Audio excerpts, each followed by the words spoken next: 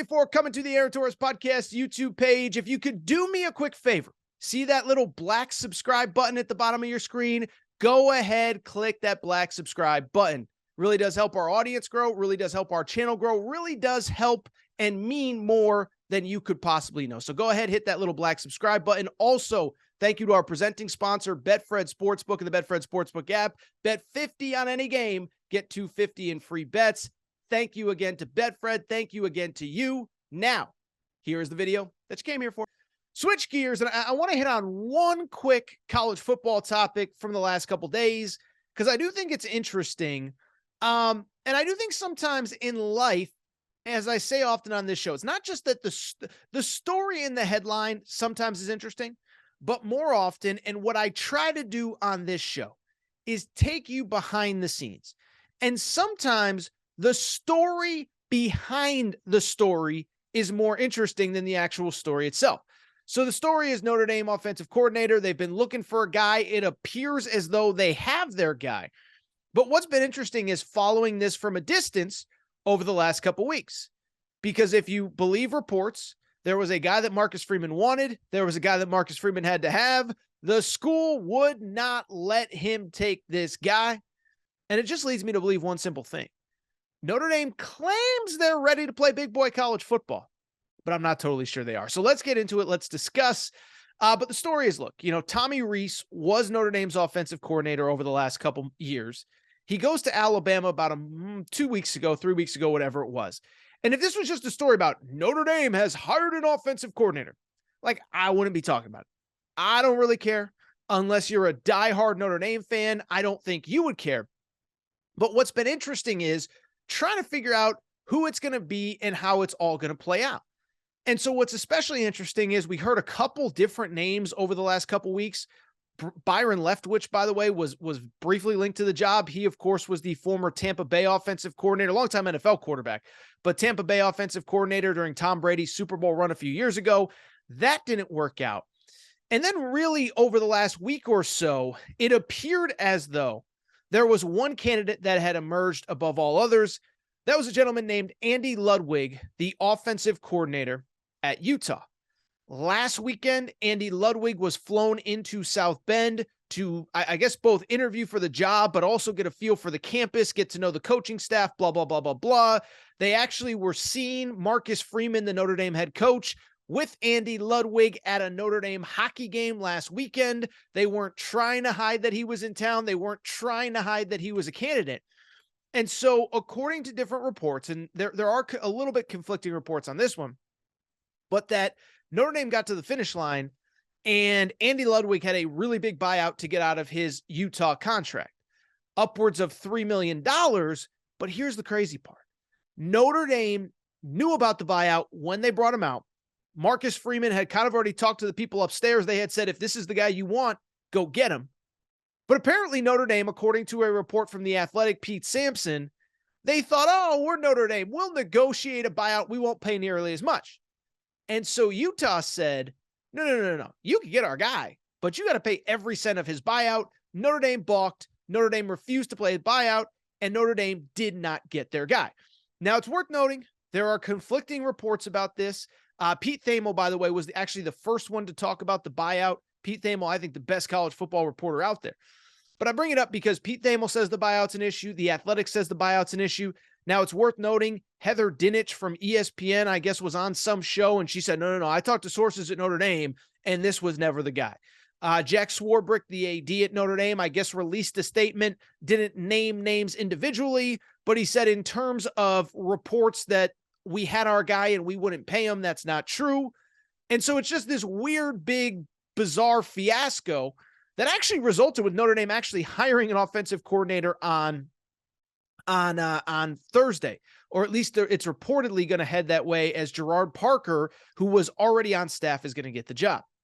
But why I bring it up is because it is this situation where it's clear, or it appears to be clear, that Marcus Freeman wanted his guy. Now, again, there's conflicting reports, but I believe that Marcus Freeman wanted his guy. I believe that he could not get the guy that he wanted. I believe this is a bad look for Notre Dame. Let me first say this. I believe that it's the truth that this was the guy they wanted for two reasons. One, Don't tell me that the buyout wasn't the issue if Pete Thamel's reporting it. Pete Thamel, I don't know him personally. I know most guys and girls in the media space in college football. I don't know him personally. He's really good at his job, okay? And if he said the buyout was an issue, the buyout was an issue. But here's the other part to it. If the buyout wasn't an issue, and if this guy really wasn't the guy, like other people, now they're trying to put out leaks that this wasn't the guy. He was caught on video with Marcus Freeman at the hockey game. Do you think Marcus Freeman is going to parade somebody around knowing that there's media at the hockey game, knowing that people are going to see it? They were on the Jumbotron at the hockey game. But this was never the guy and they weren't going to hire him? Let me ask you guys and girls a question. You guys and girls have all dated at some point. When you bring a guy or girl home to meet mom and dad or grandma and grandpa or whoever, is it just some girl, some guy, or is it somebody that you're pretty serious about? You don't just bring Jan that you met at the state fair last weekend home to meet grandma and grandpa. It's got to be somebody that matters, or Jake or Bill or Steve that you met at the state fair. That's not how it works. If it's somebody important, you bring them home. You want your family to meet them. And if Marcus Freeman was comfortable enough with this being on the Jumbotron, then I'm sorry. This wasn't, he wasn't really our guy. No, it's clear this is the guy that Marcus Freeman wanted. It's clear that he did not get it. And for the third time and final time, this is just a really, really bad look for Notre Dame. Because here's the bottom line about the entire situation with Notre Dame right now. I don't know if Marcus Freeman is going to work as the head coach. I don't know if he is not. But what I do know is he was hired to bring Notre Dame into the 21st century in college football. Brian Kelly had been there forever. I love Brian Kelly. You guys and girls know how I feel about Brian Kelly. He had been there forever, very successful head coach, but it felt a little stale. He had been there for 15 years, whatever it was. He leaves, and you say, I want the exact opposite. I want young. I want dynamic. I want a recruiter. I believe that Marcus Freeman is going to be able to take this thing to the next level.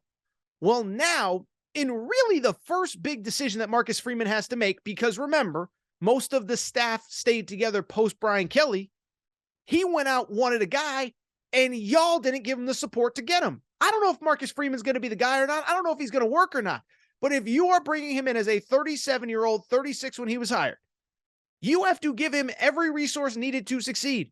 First-time head coach, young guy. You're bringing him in because of his recruiting chops and his ability to relate to. You have to put him in position to succeed. And Notre Dame sees a $3 million buyout and they won't sign up for that. Give me a break. And it brings me to the point of Notre Dame says they're ready to compete in big boy college football, but are they really? Because let me ask you this.